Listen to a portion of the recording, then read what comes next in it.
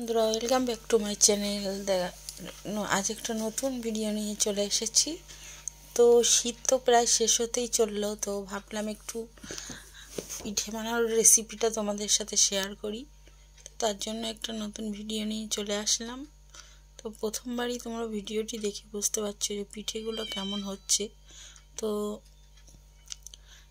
চালের গুঁড়ো শুকনো আর একটু সামান্য পরিমাণে ময়দা দিয়েছি, দিয়ে আমি পিঠেটা বানাচ্ছি। তো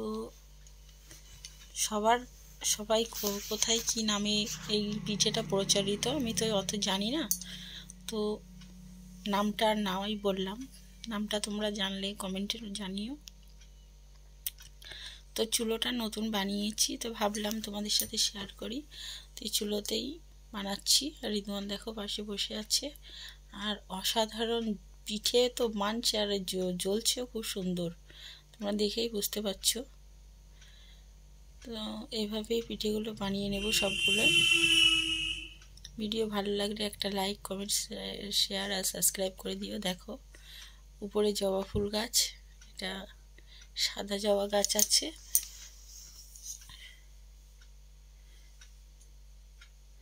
তো আর একবার দেখিয়ে দিচ্ছি পিঠেগুলো কেমন হলো। দেখো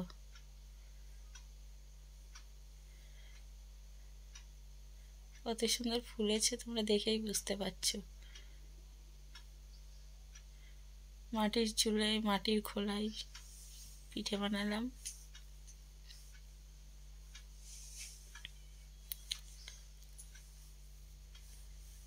মাটির খোলায় হালকা পরিমাণে তেল লাগিয়ে নিয়ে পিঠেগুলো যদি শুরু করা যায় তো সত্যি খুব সুন্দর হয়।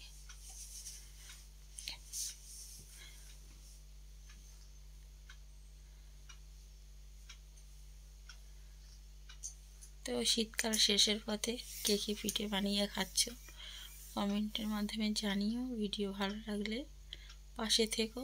আর তোমাদেরকে দেখাচ্ছি, দেখো পিঠেগুলো কেমন হলো।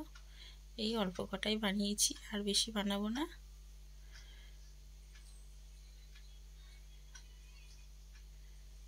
দেখো এটাই শেষ, আর নেই।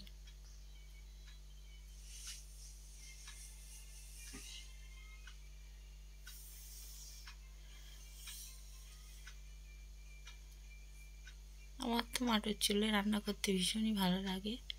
আর তার উপরে চারিধার দিয়ে গাছপালা, উপরেও গাছপালা আছে, ভালোই তো লাগছে আমার। দেখো লাস্টের যেটা দিয়েছিলাম সেটাও ফুলেছে খুব সুন্দর।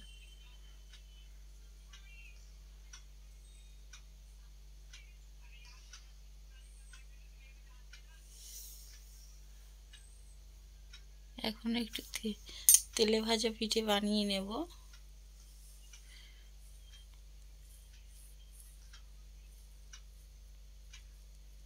By, tata.